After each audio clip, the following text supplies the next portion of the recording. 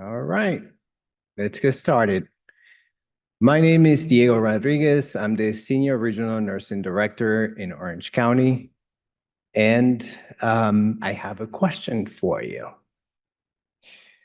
Did you know that the big tobacco industry once called the LGBTQ community the market niche? The market niche.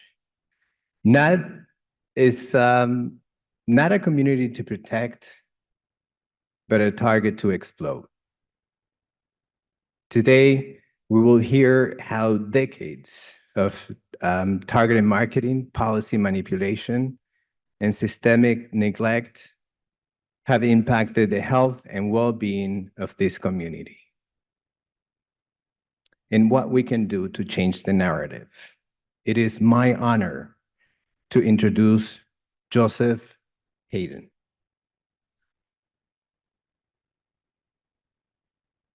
Joseph is our IT program manager in the Enterprise Technology Group at City of Hope. He has extensive experience working at United Healthcare, Optum, John Muir Health, and Stanford School of Medicine. He also taught at NYU and Touro College. He holds a law degree from Brooklyn Law School. Go ahead, boy. As well as a bachelor's degree on political science from City University of New York. He is passionate about combating the normalization of commercialized tobacco industry with groups like LGBTQ minus tobacco in the San Francisco Bay Area. For many years, he has worked pro bono, traveling nationally and continuing to advocate about global devastation brought on by the tobacco industry, particularly regarding the effects on the LGBTQ plus and other targeted populations. So put your hands together. Joe, welcome.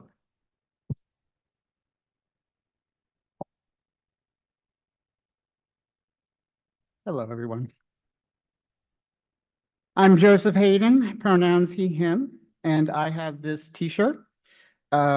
Thank you, City of Hope and Pride in the City for the opportunity to talk about an issue I'm very passionate about.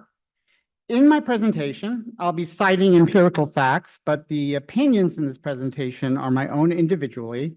They're not even necessarily the opinions of the organizations I volunteer with, and I do all this activism pro bono. When I say the industry in this presentation, I'm always talking about the commercial tobacco industry or big tobacco. Okay, see how I advance. Okay, I debated about going personal, but I think it's helpful to show how real people are affected. We're not just statistics. My dad was born in Monterey, California. I'm a second-generation Californian born right here in the Los Angeles area. A huge number of my beloved family members, most of whom live in Italy, are or were people who smoke. They are certainly not the enemy, but targets of an industry that pushes a highly addictive poison.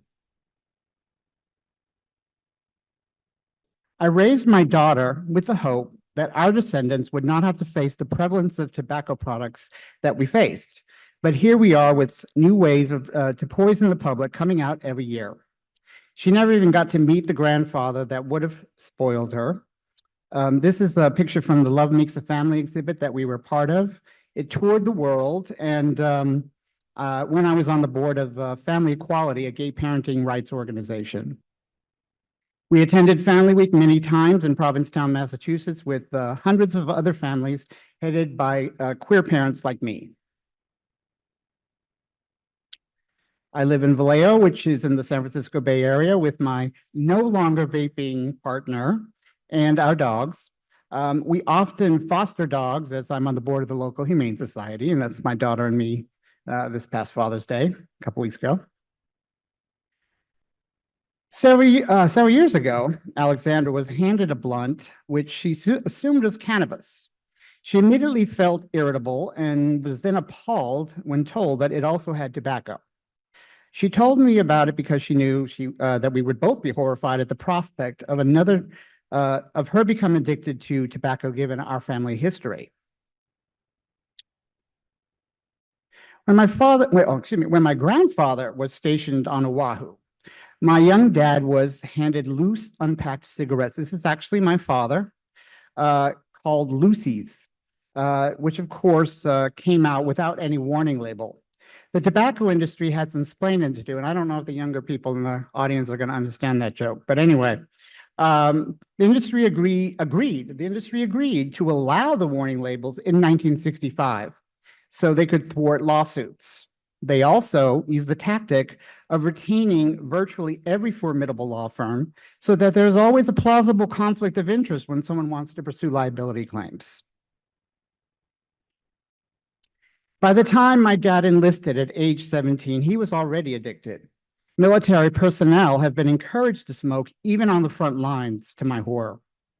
When he was stationed in other countries and we lived abroad, American cigarettes were always well stocked on base, and we lived on base sometimes. Dad was one of many veterans in my family, and he served 27 years. Pressure to smoke was not an appropriate way to thank them for their service.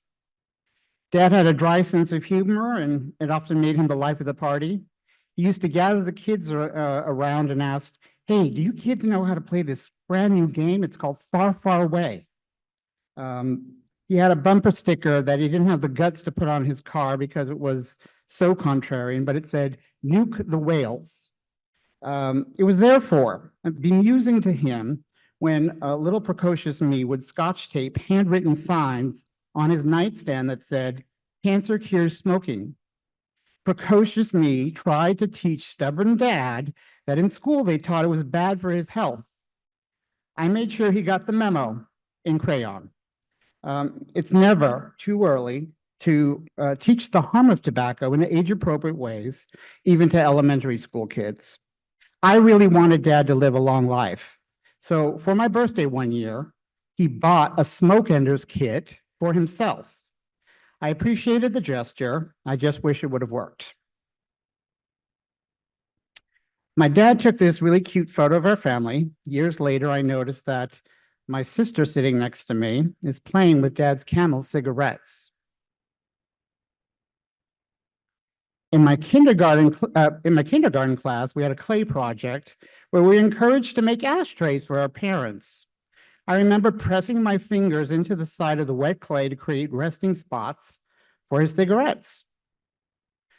Sometimes my military father would run our household strictly, and being the eldest, I had the privilege to sit up front when Mom wasn't in the car. We were still in the driveway one day when Dad lit up. I instinctively started to roll down my window, but Dad screamed, "Roll that up. You need to be courteous to smokers." As a military family, we traveled and moved often. It was a fact of life that we would always sit in the smoking section of planes, if you can believe it these days. And because we were having to be courteous to Dad and these flight attendants, in the fuselage. Also, to be helpful as a son, I always ran ahead of my family to tell the maitre d' before being asked, "Table for 5, smoking." For years, when someone asked if I minded if someone smoked near me, I would quip, "My dad's a chimney, so go ahead." I started truly tasting food months after I moved out of my parents' home. Having smoke blown in my face my entire childhood dulled my sense of taste, and I've had to deal with my relationship with food since then. I now know that I was addicted to nicotine vicariously, and my siblings and I suffered from ear infections due to passive smoke. Later apologizing for what he put us through when he finally was convinced how harmful it was subjecting us to that, he often mentioned how lucky we were to be healthy. Not everyone's that lucky. Asthma rates, for example, are much higher in homes with smoking. I love this Mark Twain quote, by the way, but it wasn't very much like my macho dad to just go to the doctor. When he broke his arm one time working on his boat, that night he sawed off the cast because he was, quote, "too active for that shit." I warned him that his bones would not heal as fast at his age because that's the kind of smart aleck kid I was. So at age 48, Dad did ask a doctor about this heartburn he was having. Well, he was actually having heart attacks for 3 years. So he was prepped for surgery and underwent a quintuple bypass that day. 1 month later, too weak to go to the store, he begged my mom to buy him more cigarettes. While the open heart surgery scars were still healing, he resumed smoking despite my distinct memory of the doctor telling us as his family that if he continued to smoke, he would die. And about 18 months later, he was fishing out in Half Moon Bay with his brother when something went wrong. That turned out to be hemorrhaging from an aortic aneurysm. In rush hour traffic, Dad lost consciousness while my uncle was driving, and despite surgery, died in the hospital at age 50. I was just planning to go to law school at that time. I was pissed off then, and now I still am, but not at him, but at the industry. He had himself grown to hate his dependency on smoking. My family was robbed of many years together, as he could statistically still be alive today. As a result of his premature death, my immigrant mom became a widow in her 40s. She was a brilliant woman, but understandably lost, in many ways, 10,000 miles from most of our family. Unfortunately, we have a family tradition of dying at 50 in my family. This is the only picture of my paternal grandmother and me. Like my daughter, I never got to know my grandparent because of this scourge. My beloved first cousin, Ivan, was very accomplished, but smoked heavily and died at age 35 from osteosarcoma in his pelvis. He suffered for at least 6 years of his life, despite traveling to Turkey, France, Spain, and all over Italy for treatment. These pictures were taken before he became ill, of course. And as I put in this quote from Tobacco Free Kids, all these family members started smoking, as most people do, more than 95% of people, before they're even adults. Peddlers Pushing Poison was coined by me. I like alliteration. And these are some of the other sound bites that I usually use. Tobacco kills when used as intended. Tobacco is the most unregulated drug in the world. Tobacco executives are the biggest drug pushers in the world. And there is no medicinal benefit to commercial tobacco. We're talking about an American product created by Europeans that doesn't even resemble traditional tobacco, profiting on the idea of American greatness. Unfortunately, many around the world see this as a reason to emulate us, particularly with the normalization in entertainment, and more on that soon. So here are some numbers that I often use. 8 million people a year die prematurely from the leading cause of preventable death. I keep reminding dignitaries about this when tobacco legislation is in front of them so they can imagine the human suffering from a permitted legal product. This image here was at the UCSF's Billion Life Symposium that I attended earlier this year, and the translation in German is at the bottom, from German. And here's some more jargon. Referring to the product sold as commercial tobacco is how we distinguish traditional tobacco usage from indigenous Americans. In lieu of saying smokers, we endeavor to say people who smoke. Flavors are more obvious, but to continue to addict kids or attempt to, tobacco companies also have concepts of flavor like silver and other descriptive words because they're trying to get around flavor bans. Co-use, that's something that I alluded to earlier with my daughter, is using tobacco with cannabis or other substances. An example, as the example I share with my daughter. And then for the purposes of fresh air, legally, smoke is smoke.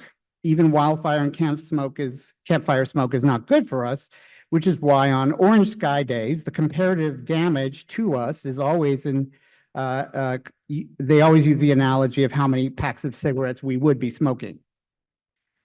And because smoking laws now include vapes as well, we should not have to change signage to include the words vaping or add vaping graphics. And I myself, on an international flight in 2015, sat next to a guy who thought it was okay to vape next to me. For a moment, legally, it was given a pass because so many bought into the cockamamie industry claims of it being harmless water vapor. Of course, I complained by telling him in Italian that I still didn't want it anywhere near me. There's always one in every crowd, right? Someone who comes up to me and says, but my grandma smoked every day until she was in her late 90s.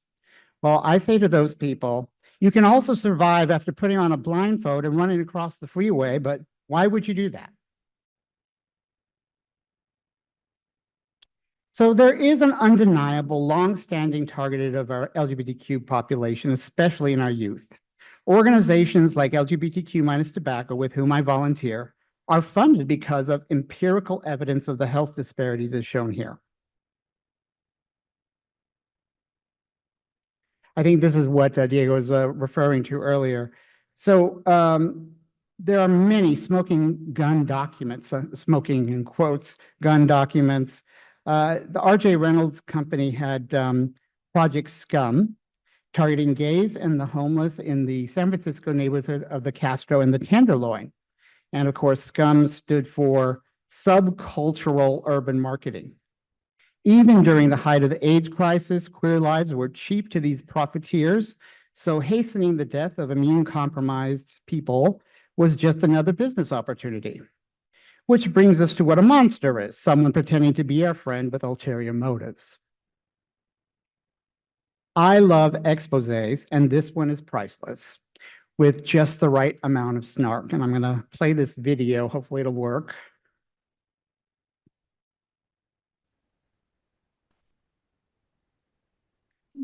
How come you're dressed up like that? Because we are promoting the smoking lounge. Oh, what company's doing that? Lucky Strike is doing that for the GLAAD Media Awards. Well, I'm confused about the connection between Lucky Strike and GLAAD.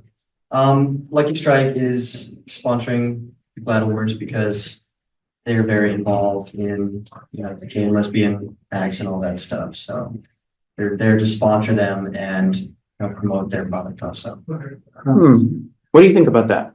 What do I think about that? I think that's great that they're actually getting involved, in helping, the community realize what's really going on in the world. Great costume. Thank you very much. You get to keep it?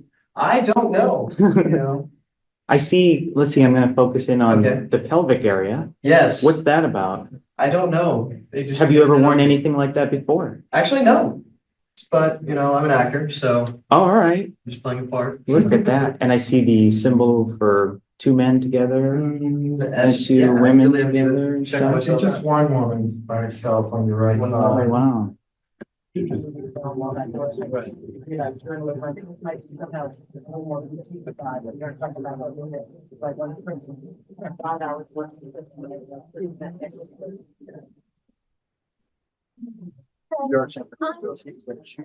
who are you guys with? With the Coalition of Lavender Americans on Smoking and Health. And how about you? Are you with GLAAD? Hi there. So we're at the, where are we? The Lucky Strike Lounge? Yeah, and Sure. what can we help you out with? Hey there. We're just documenting the smoking room in the lesbian, gay, transgender, LGBT venue here at the St. Francis Hotel on, it's today, June 9th, Saturday night. So there's a special smoking lounge here at the GLAAD Media Awards. And even though smoking is illegal in restaurants, bars, and hotels, GLAAD has taken upon itself to enlist Lucky Strike, Brown and Williamson Company, as a corporate sponsor. Even though 36% of lesbian, gay, bisexual, and transgender people smoke. And also with the incidence of HIV and the connection between early death if you're HIV positive and smoking, it seems like such a strange thing to be linking tobacco, which kills and hurts so many people in our community, and the Lucky Strike Lounge, which is just all about fun, but not about cancer or emphysema. Anyone have anything to say? I mean, we provide the lounge for people in attendance who choose to smoke. We're 21 and over. Would this be promoting smoking No, by we're making providing a special lounge? No, we just want to provide a service so that people who are smokers at the event have a place to go to. You're from California? No. Okay. You know the law in California? You know where smokers go to smoke? You know where the smoking section is? It's outside. And the reason is that secondhand smoke for people like this, I don't know if she's a smoker or not, but you know, for people who have to work in a smoky environment, they're 5 times, they get 5 times the level of cancer causing agents in their urine. It's been published. It's true. If you have questions that you might want to just go ahead and call our headquarters in Louisville, and we can give you the 800 number for that. Oh, your headquarters, you work with which company? Brown and Williams. Brown and Williams. Would you like that number? Sure, I'd like that. Let me get that for you. Okay, thank you. That, you work with Glad or volunteer, but he's with Brown and Williamson. If you have questions, like you mentioned, please feel free to call the 800 number. Yeah. Okay. Sure. When you say the 800 number, you mean the Glad 800 number or the No, Lucky the Strike? Brown and Williamson. I'm getting kind of confused because it seems like Glad and Lucky Strike are kind of the same thing here tonight, like smoking and gay, same thing. I don't know who's who. If you have any questions about Lucky Strike, please feel free to call the 800. The 800. What is that 800 number for our viewers? 1-800. Sorry? 1-800. Oh, 1-800 L strike. L strike. Yeah. Okay, Okay. thank you. Sounds like Glad came to their senses eventually.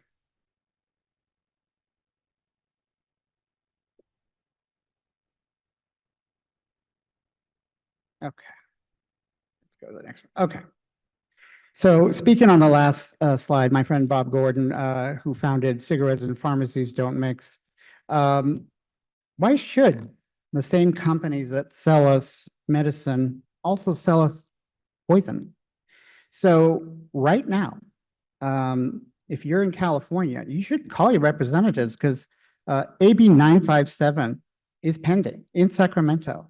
And it could do what should have been done already, which is to prohibit pharmacies from selling cigarettes.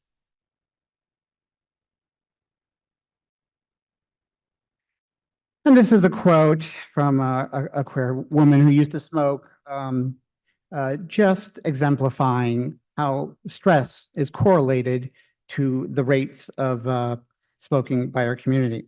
And Big Tobacco knows that the stress is causing us to be their consumers, particularly in times of political strife.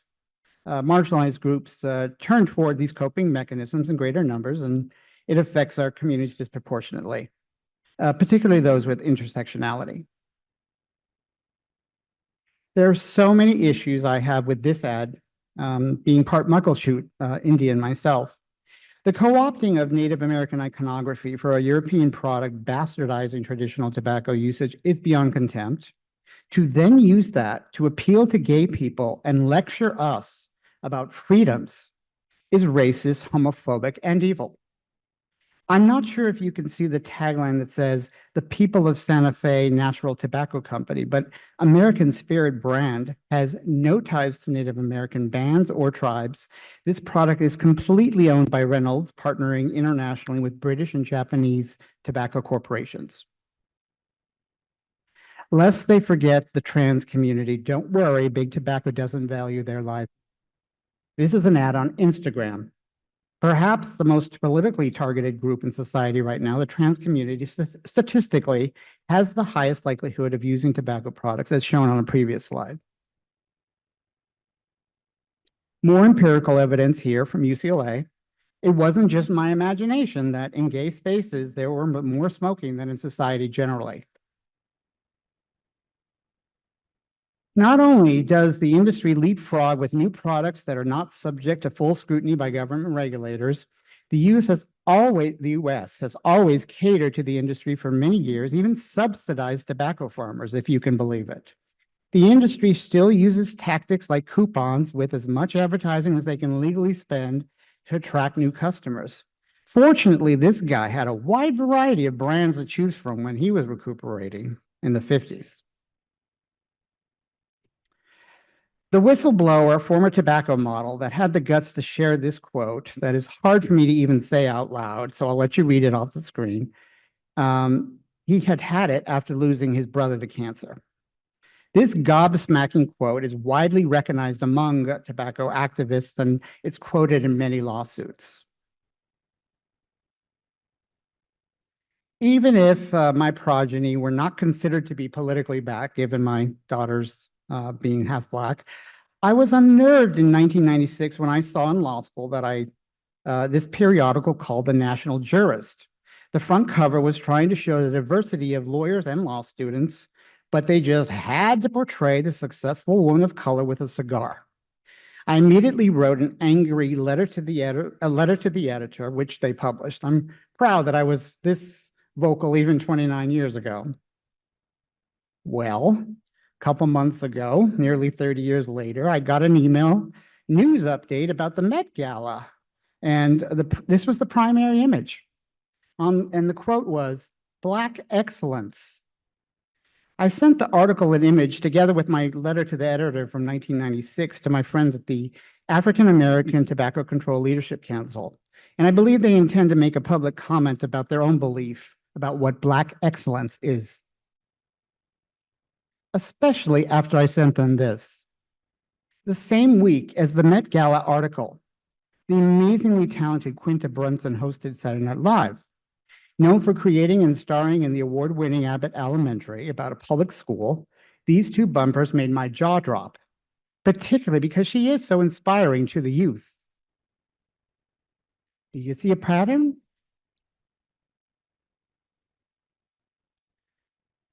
So Proposition 31 in 2022 prohibited most flavors from being sold here in California, including menthol. Menthol has been used since the 1950s, in particular to target the African American community. As intended, the majority of mentholated cigarettes are consumed by Black Americans, so it's not a surprise that the industry was insidiously at the ready with these non-menthol packages for Californians, branded just like the mentholated product. As a historical reminder, the United States kidnapped an African diaspora and forced enslaved people to pick tobacco among other products. And that same tobacco industry still pursues their descendants to purchase the product with direct targeting and advertising in Black media.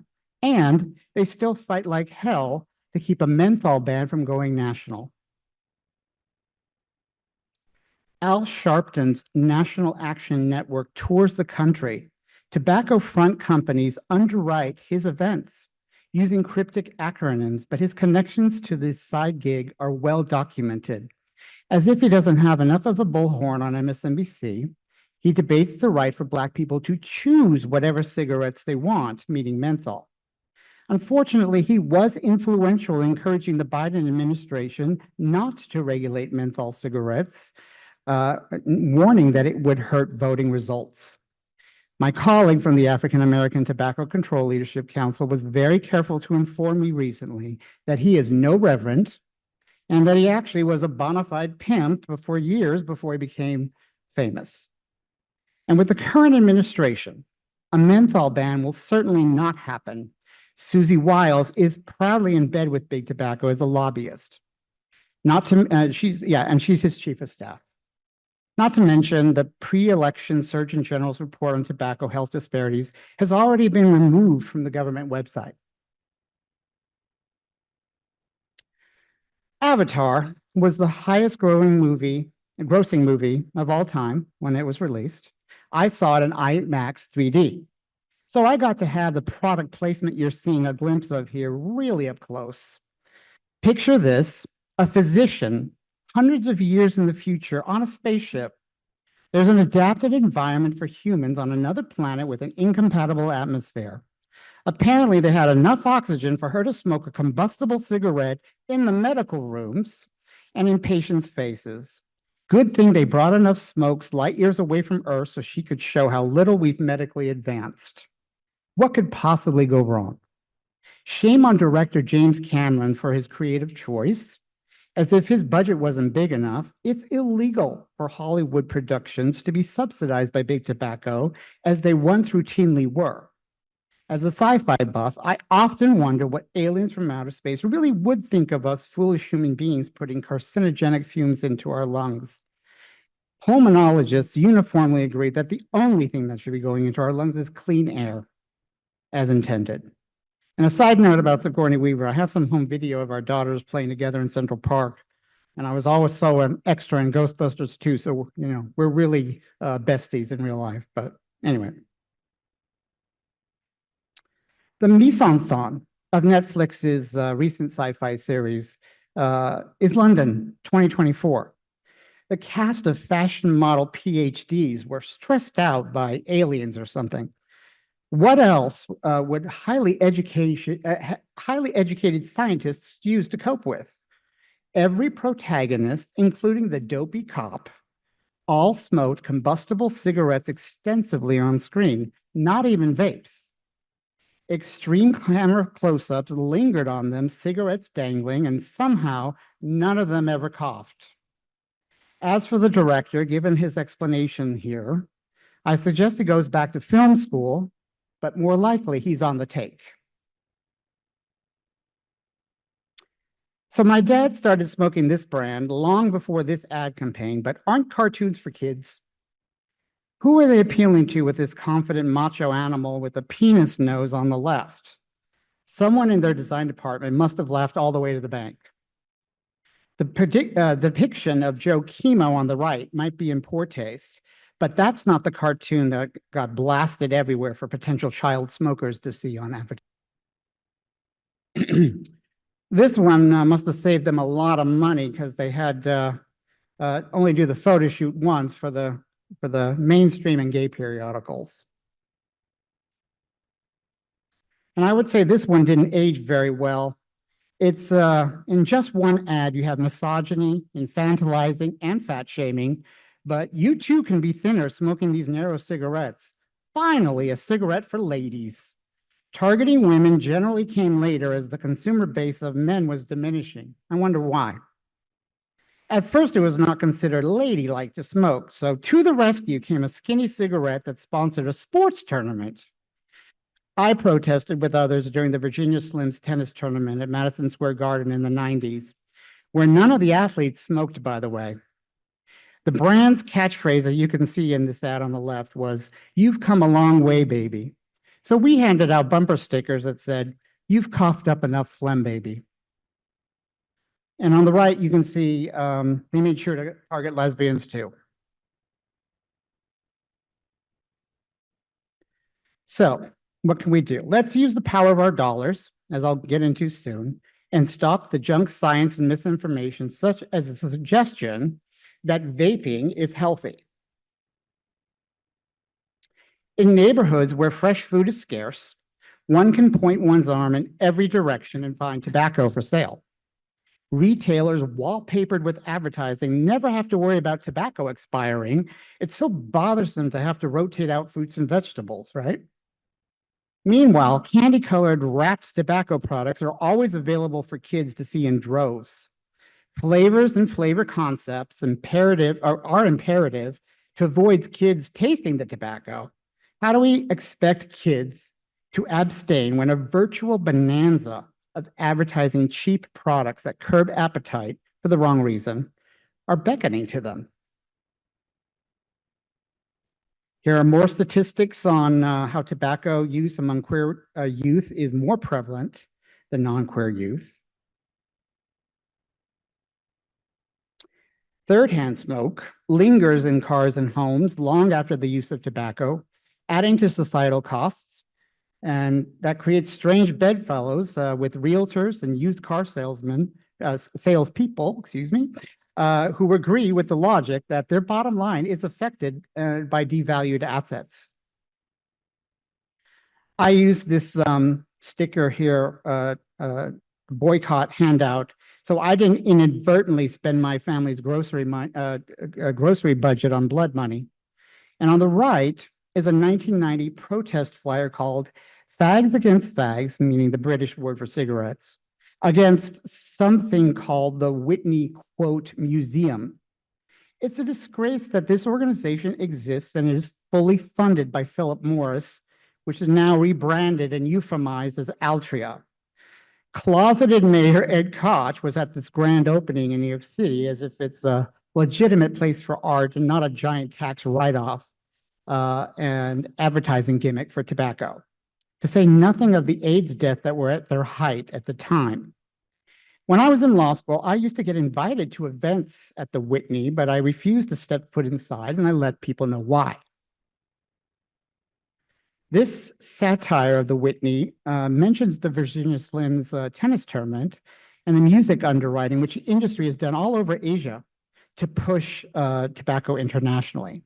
Campaign for Tobacco-Free Kids has worked internationally to thwart the industry's efforts with many youth ambassadors.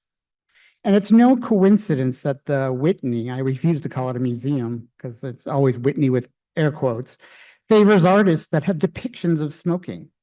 I remember being on a BART train and seeing an ad for a touring Whitney exhibit in San Francisco. What a perfect opportunity for them to show carefree people caught crossing the Golden Gate Bridge on a motorcycle with cigarettes dangling from their mouths for rapid transit passengers to see, skirting the law and advertising. And some of you may recognize this AbFab quote I have on the left here. So Hurry Kids, studio art classes available at the Whitney. If you're aged 8 to 12 and want to learn how to include cigarettes in your art, you know, you can show up there. And I was saying, maybe I should have submitted my clay masterpiece from the previous slide. There are a whole lot of archives of commercial for tobacco, which are a complete embarrassment that can be found online. But everywhere that they can get away with it, the industry still advertises. The final sport that they sponsored was Formula One. While the industry is more subtle about it now with front companies, tobacco ads on cars were only banned in 2006. Okay, so this question of what our retirement funds invest in usually wakes people up, as most don't realize that they could be inadvertently bolstering this toxic industry. I'm proud that we come to work and in our own ways help fight cancer and diabetes. There is another way that we could do that passively.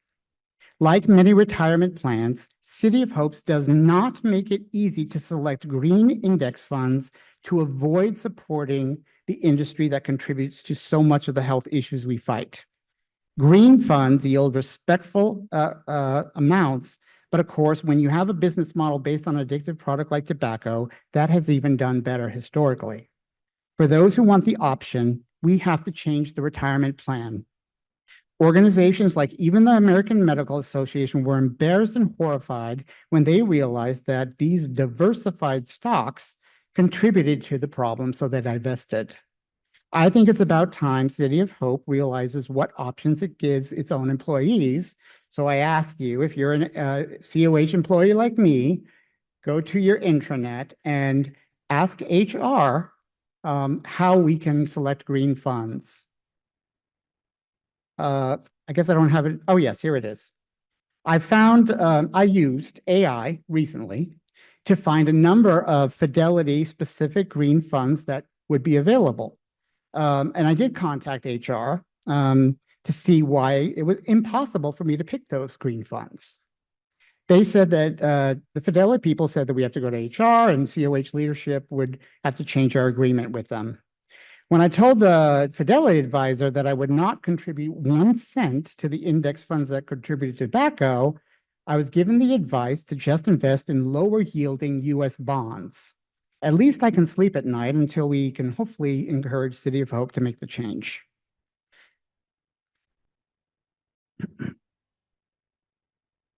So what's being sold in a store near you? A plethora of cheap tobacco products that are meant to be affordable to kids and hidden from adults. Cheap cigarillos unwrap very easily to add cannabis or other substances, and they're so inexpensive that in some cities you can get 2 for 99 cents. It wouldn't take much of an allowance for a kid to get this and get addicted. Similarly, flavored wraps are often used to skirt flavor bans and can be used in the same way. There are e-coupons and celebrities who promote poison on Instagram and other social media, even though electronic advertising of tobacco was prohibited decades ago. Smokeless commercial tobacco has been around for 500 years since the colonization of North America. Snuff can still be bought in most tobacco retailers. My grandpa was a wonderful guy, but his gross spittoons were ubiquitous, and he even kept one at our house when he visited. You can bid on this one on eBay right now. Lest people think that smokeless tobacco is benign, snuff and nicotine pouches like Zyn are intended to be discreet, but still cause mouth and other cancers. So last week, I attended a webinar on the Zynification of California. The industry is calling these nicotine products smokeless tobacco alternatives, as if that makes them safe enough for your kids to play with on TikTok. Isn't that darling? There are also online challenges of people putting as many pouches into their mouth as possible. What could possibly go wrong?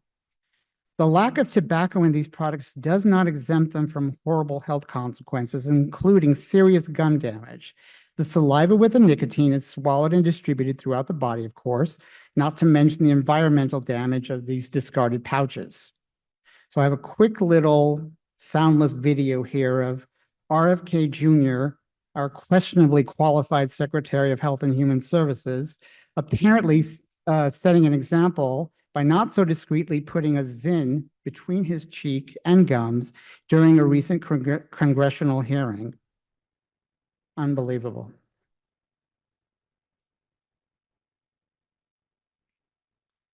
So let's play a game.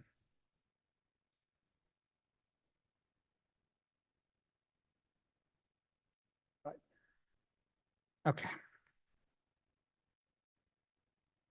By design, these avoid parents, teachers, and school staff from noticing what's in a book bag of youth. Youth advocates often lament that they cannot comfortably go to the bathroom on campus because they are hotboxed with smoke.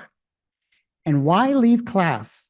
My teacher friends say that the kids are charging their USB appearing vapes on laptops in class, inhaling discreetly by making a fist over the tiniest of vapes, and then exhaling into long-sleeved apparel.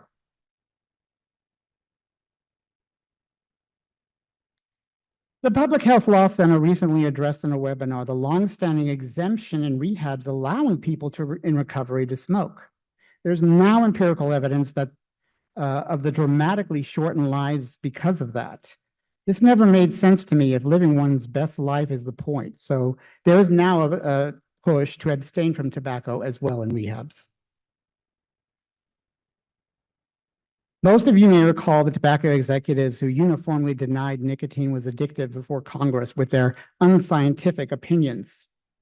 The industry would have you believe that they are harm reduction organizations now, touting non-combustible devices as healthier alternatives. Well, don't believe the continued junk science, given that one vape can have the equivalent of hundreds of cigarettes. These same companies will never choose to cease selling cigarettes so long as people buy them. I got involved in the early 1990s and started working on the macro level with organizations like Action on Smoking and Health based in Washington, D.C. When I lived in New York City, I also did what I could to fight tobacco ads on taxi cab roofs, bus stops, and billboards. We had some success. In recent years, I became very involved in the Bay Area with smoke-free bar patios, smoke-free multi-unit housing, and tobacco retail licenses. I'm not going to read all these, I promise, but even with the passage of the partial flavor ban in California, there's very little enforcement. Over 200 California cities and counties have passed some form of TRL, especially because they are revenue neutral. They pay for themselves. This list has the element of a robust TRL like my city of Vallejo now has, which I'm proud to have contributed to. And we specifically had code enforcement, not armed police officers, do the checking, or we will have them do the checking. There's also specific language to not punish minors who buy, but only the retails that sell to minors. Prior to this ordinance, Vallejo was known for having the highest youth tobacco sales rates in the Bay Area. Now that TRL is passed, mandated checks ensure that the penalties keep retailers as compliant as possible and reveal who the bad actors and who are addicting our youth. Suspending licenses to sell and confiscating inventory really discourages retailers from selling illegally and is far more effective than fines. For years, county health officers have offered retailers to change their business models to sell something healthy with an assistance program. But the last time I checked, 0 retailers followed up in my county. So smoke-free multi-unit housing is, so the reason we don't have smoking indoors where people work is largely based on flight attendants filing a class action lawsuit. That was then extended to all workplaces, including bars and restaurants, with some exceptions being casinos on sovereign land. And very recently, California Governor Newsom shifted his position on protecting employees in California with pressure from celebrities like Whoopi Goldberg. He made an exception to indoor smoking laws to allow cities, if they choose, to allow cannabis lounges that allow smoking. This is a dangerous step backward. Indoor smoking laws by default do not pertain to residents. So that brings me to smoke-free multi-unit housing ordinances. Walls don't protect people, as this graphic shows. Electric sockets, open windows, and balconies don't stop the smoke from drifting. This is a health equity issue, but yet one of the most controversial ordinances I've worked on in recent years because people who are in multi-unit housings tend to be less insured and less able to just relocate. They could be children, the elderly, pregnant, wheelchair-bound, or immune-compromised, and they have a right to breathe fresh air in their homes. And the onus should not be on those people to prove that the smoke is tobacco or cannabis, by the way. So, some countries and states have instituted laws that prohibit the sales of tobacco to people born after a certain year. At last count, about a dozen cities in Massachusetts are doing this. Since the age requirement is 21, they recently banned anyone born after 2004 from ever buying tobacco. That's a smoke-free generation law. Because of the popularity of those, Massachusetts, which incidentally has the population with the highest IQ in the US, is now considering a statewide law to do the same thing. Hawaii also proposed to make it exponentially more expensive with each decade one is born in, which is another form of smoke-free generation. Santa Cruz, which of course is on the coast, was worried about what's going into the ocean. So it became the first jurisdiction in the world to ban the sale of filtered cigarettes based on pollution. Cigarette filters are made of non-biodegradable plastic and are the most littered item on Earth. And that brings us to endgame. The cigarette century time has come. Endgame is what I entitled this presentation, and it can mean a lot of things, although it doesn't necessarily translate easily into other languages.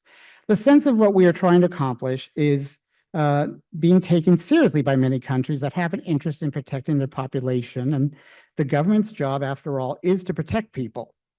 Even though I'm still fighting the same industry decades later, my colleagues and I are on the right side of history, and we want to reach a future with 0 tobacco deaths. Manhattan Beach and Beverly Hills have been the 2 test cases in California. They no longer allow the sale of commercial tobacco at all. I look forward to other cities in California and elsewhere following suit. So tobacco is a distinctly American product, which is manipulated by European settlers and foisted upon the world. A lot of international progress on tobacco is based on human and civil rights.